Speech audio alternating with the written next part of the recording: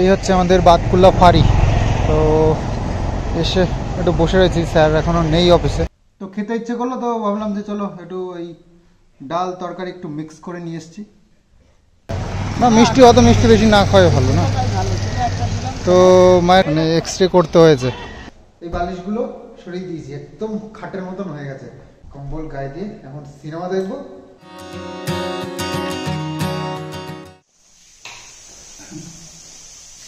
শুভ সকাল বন্ধুরা, আজ আবার নতুন আর একটা ব্লগ স্টার্ট করলাম। আর আজকে হচ্ছে গিয়ে শুক্রবার নাকি? হ্যাঁ, আজকে শনিবার। হ্যাঁ, শনিবার। তো শুক্র শনি রবি মঙ্গল সবই একই হচ্ছে আমাদের এখন।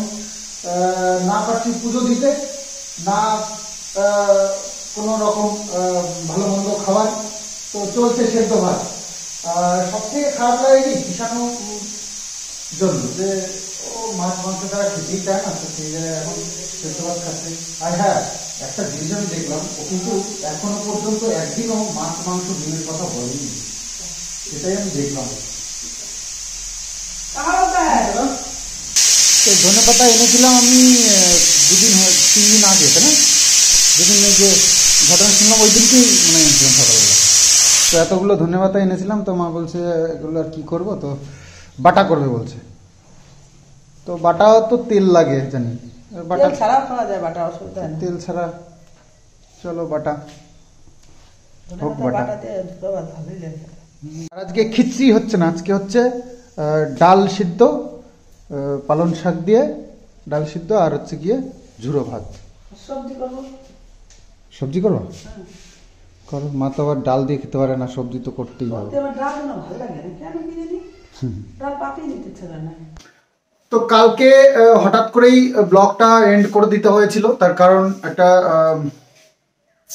হঠাৎ করে একটা কাজ এসে গেছিল। আর সেটা হচ্ছে গিয়ে আমাদের বাতকুলায় যে ফাঁড়ি আছে, আমাদের থানা হচ্ছে তাহিরপুর, আর ফাঁড়িটা হচ্ছে গিয়ে ইয়েতে বাতকুলায় ফাঁড়ি আছে। তো সেখান থেকে ফোন এসছে আমাকে ওখানে যেতে বলা যায়। তো কাল বিকেলে গেছিলাম, কিন্তু স্যার ছিলেন না, বড়োবাবু। তো বড়োবাবুর সাথে দেখা করতে হবে, তো আজকে আবার ডেট দিয়েছে, তো যাব। আমি আর বাবু যাব ভাবছি, জানি না আবার কি ব্যাপার নিয়ে আবার কি করবে কি বলবে। তবে হ্যাঁ, আমার ছেলের জীবনটা আমি সিকিউর করেই যাব, ওর লাইফে যেন এরকম কোনো বাজে ঘটনার সাথে জড়িত না হয়। তারপরে ভগবান তো আছেনই, উপরওয়ালা। জয় বজরংবলী। भूत पेत निकट नहीं आवे, महावीर जब नाम बुलावे, संकट हरन केसरी नंदन, तेज प्रताप महजग बंधन। তো বজরংবলী আছেন, মাথায় অবশ্যই তার হাত আছে। তাই এখনো পর্যন্ত এই মানুষগুলোর সাথে লড়ে যাচ্ছি, সন্তানটাকে মানুষ করছি, আর বাড়ির প্রত্যেকটা মানুষকে ভালো রাখার চেষ্টা করছি। অবশ্যই তারা ভালো আছে, তবে একটা দুশ্চিন্তা যেটা আমার জন্য করে তারা, আমার জীবনটা ধরেই নিয়েছি এইভাবেই চলবে, এভাবেই যাবে। ঠিক আছে, অ্যাকসেপ্ট করলাম, অ্যাকসেপ্ট করে নিলাম। দেখে নিয়েছি, স্কুল থেকে এসে দৌড়ে পালাও। দাদা কোথায়?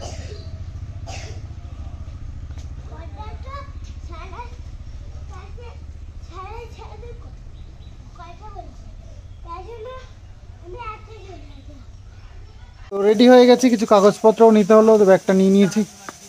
বাতকুল্লা আর তো বেশি দূর নয় এখান থেকে, আমাদের এখান থেকে কতটা হবে, 5-6 কিলোমিটার হবে। বাজার করতে যাই সবসময়, তো বাজার বাতকুল্লার ফাঁড়িটা আমাদের বাতকুল্লাই। চলো, বাবু আর আমি যাচ্ছি। নিয়ে কিষানো নিয়ে যাওয়া কোথায় রাখবো? রে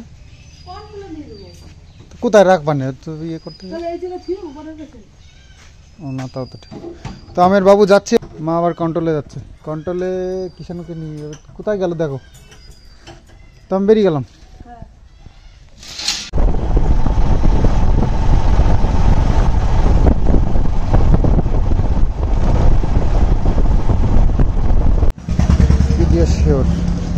দুটোর দাম 1450 টাকা। মানে 500 করে দুটো প্যাকেট আছে এর মধ্যে। সিঙ্গেলও নিতে পারো, ডবল দুটো একসাথে নেওয়া যেতে পারে। তো ভাবছি দুটো একসাথেই নিই। আর এখানে আছে এই যে আটার ম্যাগি। এখানে ম্যাগি খেতে ভালোবাসে, তো আটার ম্যাগিটাই ভালো হয়। তো এই হচ্ছে আমাদের বাতকুল্লা ফাঁড়ি। তো এসে একটু বসে রয়েছি। স্যার এখনও নেই অফিসে, স্যার আসবেন, ফোন করেছিলাম, বললো যে একটু বসতে। তো বসি। আর বাতকুল্লায় কিছু কাজ আছে, সেগুলো মোটামুটি সারতে হবে। তো সেগুলো দেখি, বেশি টাইম লাগলে বাতকুল্লার কাজগুলো আগে সেরে নেব। না খেয়েই চলে এসেছি, খাওয়া দাওয়া করে আসলে ভালো হতো। না খেয়ে চলে এসেছি, এখন কখন হবে এখানে সেটাই ভাবছি। আর এমন ব্যাপার, আমি তো বাইরে খেতেও পারবো না, তাই না? এটা একটা সমস্যা। দেখা যাক, স্যার যদি তাড়াতাড়ি আসেন তো কাজটা মিটিয়ে বাড়ি যাবো। মা রান্না করছিল, টাইম দেওয়া হয়েছে 10টা সাড়ে 10টা, স্যারই ডেকেছেন ওই টাইম। তখন দেরি করলেও হবে না, টাইম মতন আসতে তো হবে।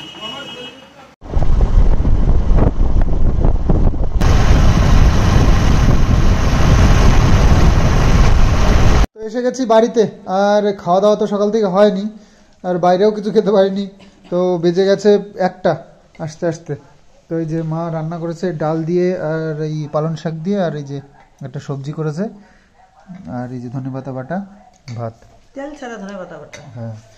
তো যাই হোক, খাওয়া দাওয়াটা সেরে নিই। মাকে নিয়ে আবার ডাক্তারের কাছে যেতে হবে 2:30 নাগাদ। তো আর 1.5 ঘন্টা আছে টাইম। তো এর মধ্যে আমার, হ্যাঁ 1টা বেজে গেছে।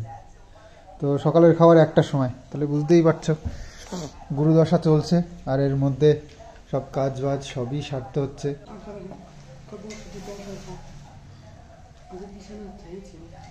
কোথা থেকে গেছিলাম, পুকুরে ভাত খাইতেছিলাম।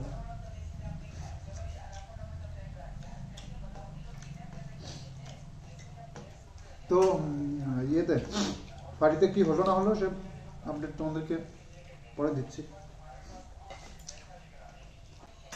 রিয়ার লাইফ থেকে সহজে যাবে না।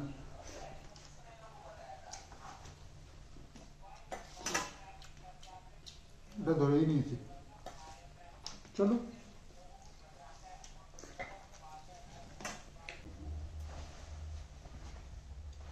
তো শীতের দিন, এখন বেশ ভালোই শীত পড়ছে। তো জামা কাপড় খোলার আর প্রয়োজন পড়ে না। স্নান করার আগে জামা কাপড় খুলি, আর স্নান করে আবার পরি। তো যাই হোক, এবার স্নান টান করে তারপরে যাবো। এটা বেজে গেল 2টোর বেশি বেজে গেছে। তো মা স্নান করে রেডি হয়ে গেছে। মাকে বললাম তাড়াতাড়ি রেডি হয়ে যাও, আমার তো বেশি সময় লাগবে না। তো সেই জন্য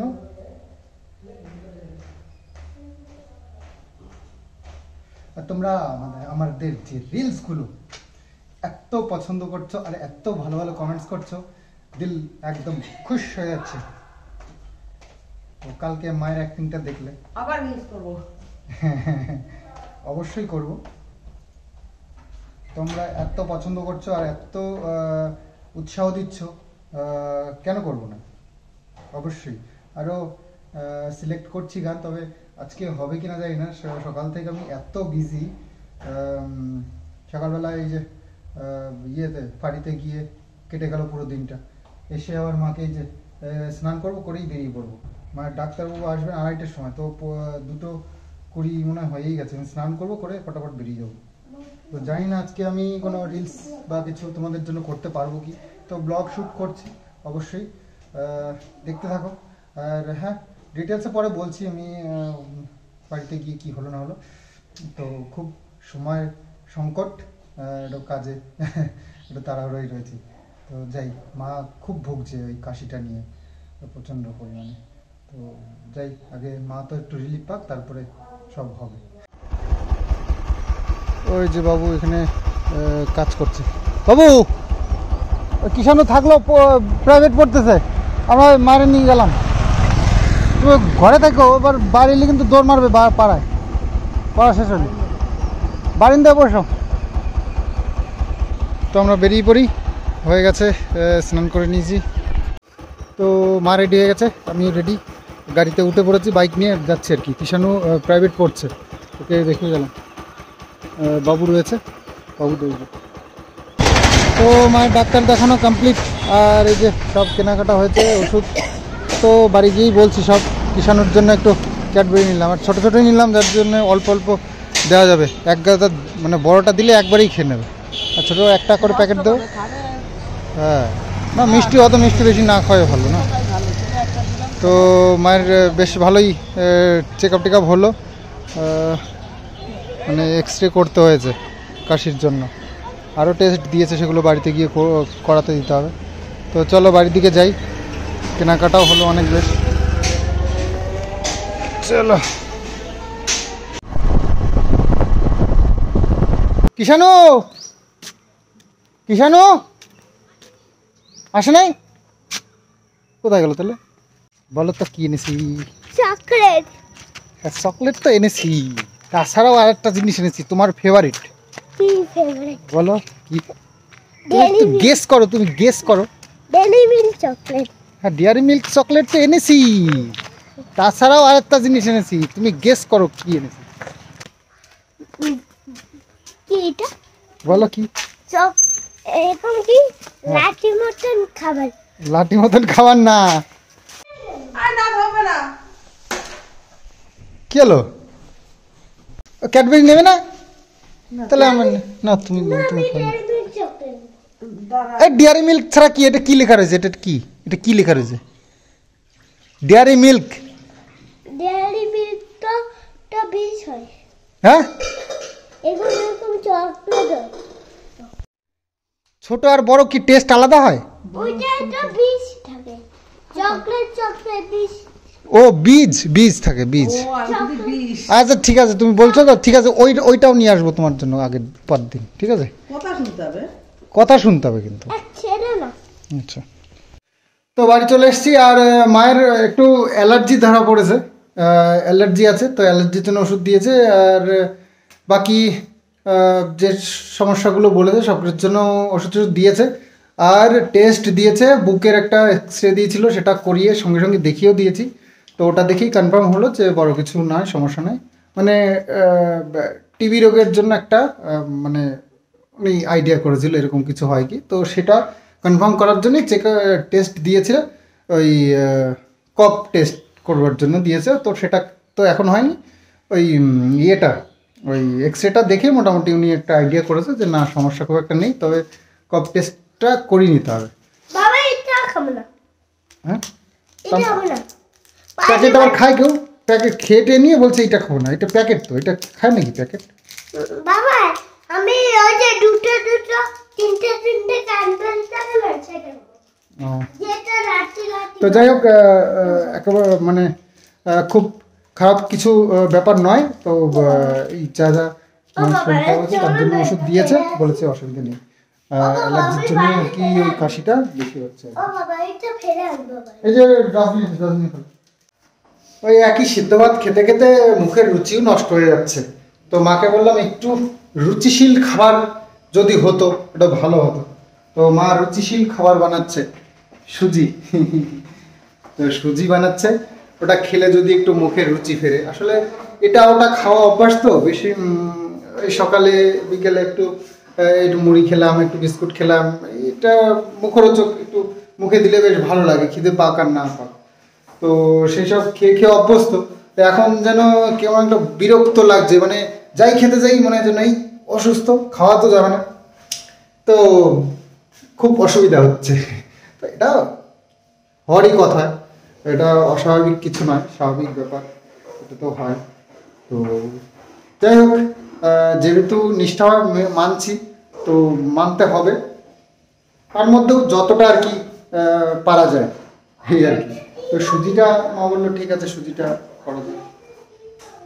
আর হ্যাঁ, একজন আমাকে কমেন্টস করেছে যে আলু পোস্ত নাকি খাওয়া যেতে পারে, কিন্তু আলু পোস্তয় নাকি ফোড়ন দিতে হয়, তো ফোড়নটা দেওয়া যাবে না। তো নর্মালি যদি আলু পোস্ত ঘি দিয়ে বানানো যায় বা বাটার দিয়ে বানানো যায় তো ওটা খাওয়া যেতে পারে, কিন্তু এই ফোড়ন টোড়ন তো দেওয়া যায় না। তাই হচ্ছে সুজি, তো একটু খেলে যদি ভালো লাগে। দুধ নিয়ে এসছিলে? হ্যাঁ, তো খেতে ইচ্ছে করলো, তো ভাবলাম যে চলো একটু এই ডাল তরকারি একটু মিক্স করে নিয়ে এসেছি, বিকেলবেলা একটু হয়ে যাক টিফিন। আর যাক সুজি গরম গরম।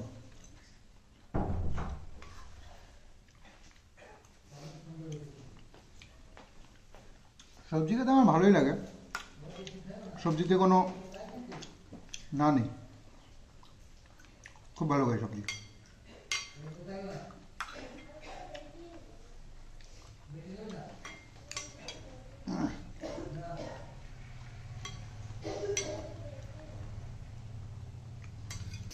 তরকারিটা বেশ ভালো খেলাম, তো সুজিটা একটু টেস্ট করি, ভালো লাগছে।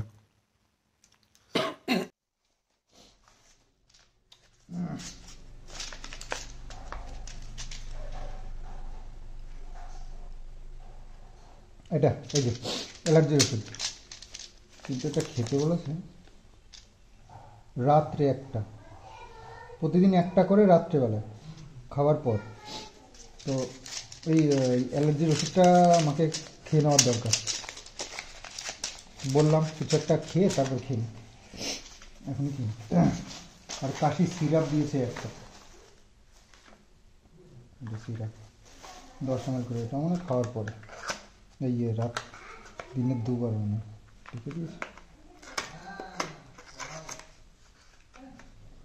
10 ml করে দিনে 2 বার খাবার পর।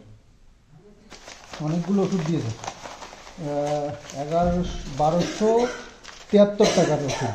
1273? হ্যাঁ, আচ্ছা এই যে কাশি সিরাপটাও খেয়ে নেওয়া ঠিক আছে, গার্গিল করে তারপরে খেতে বলেছে।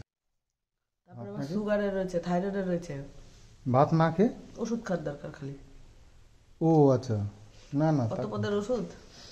আরে খেতে তো কি করা যাবে, এক একজন তুমি জানো, এই একজনের ওষুধ দেখি খাওয়ার পর ওষুধ নিয়ে বসে, সে টোপলা কতগুলো ওষুধ খায় জানো।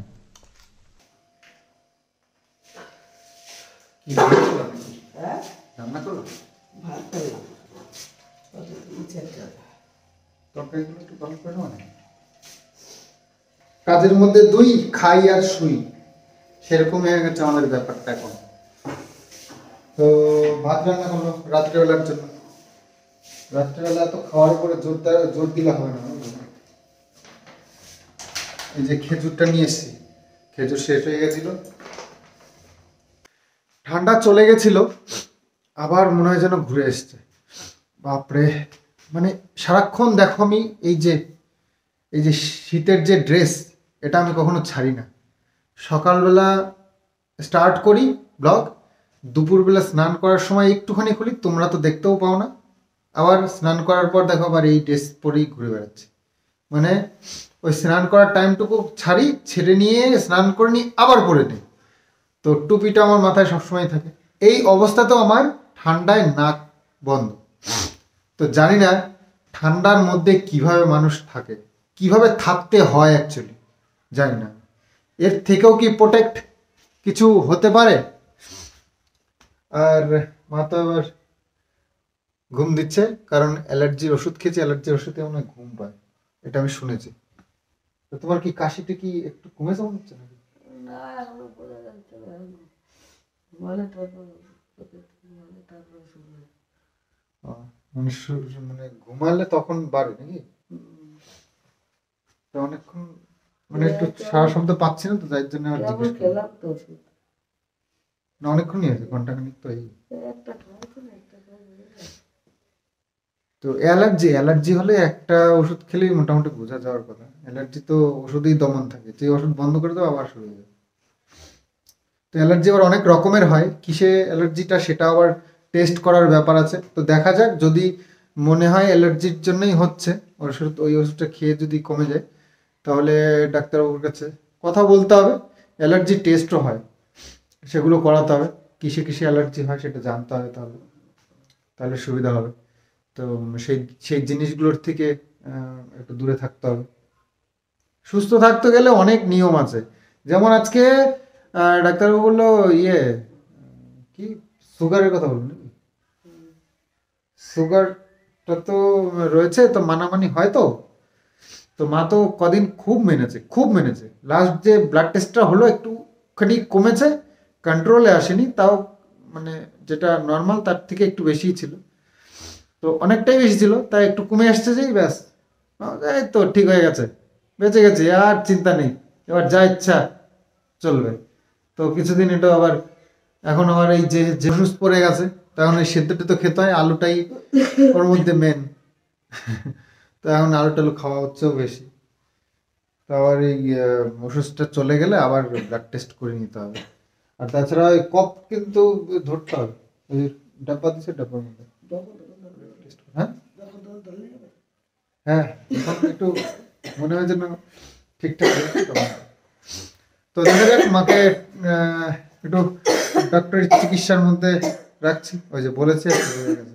জামা কাপড় আমাদের তো যেমন তেমন, আমরা একটু বুঝে শুনে ইয়ে করি, কিন্তু এই যে কিষাণুর জামা কাপড় প্রত্যেক দিন কাচাকাচি করতেই হয়।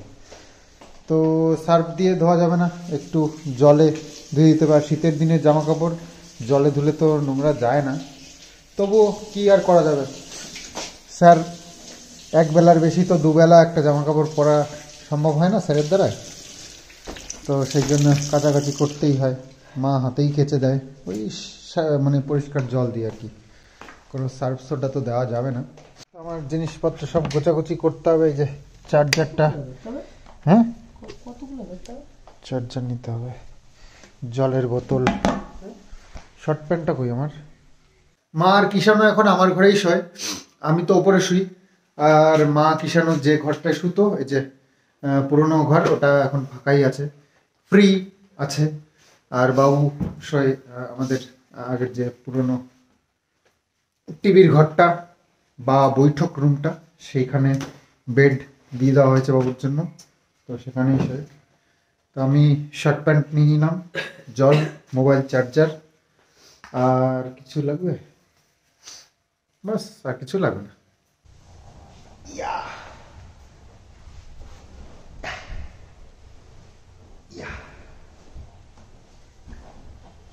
এখন চলবে একটুখানি সিনেমা দেখা। এই বালিশগুলো সরিয়ে দিয়েছি, একদম খাটের মতন হয়ে গেছে, সিঙ্গেল বেড একটা, তো বেশ মজা। কম্বল গায়ে দিয়ে এখন সিনেমা দেখবো, তারপরে ঘুম হবে। তো এত সকাল সকাল আজকে আর ঘুম পাচ্ছে না, প্রতিদিন সকাল সকালই ঘুমানো হচ্ছে। ওকে, তো আজকে ভাবছি একটু,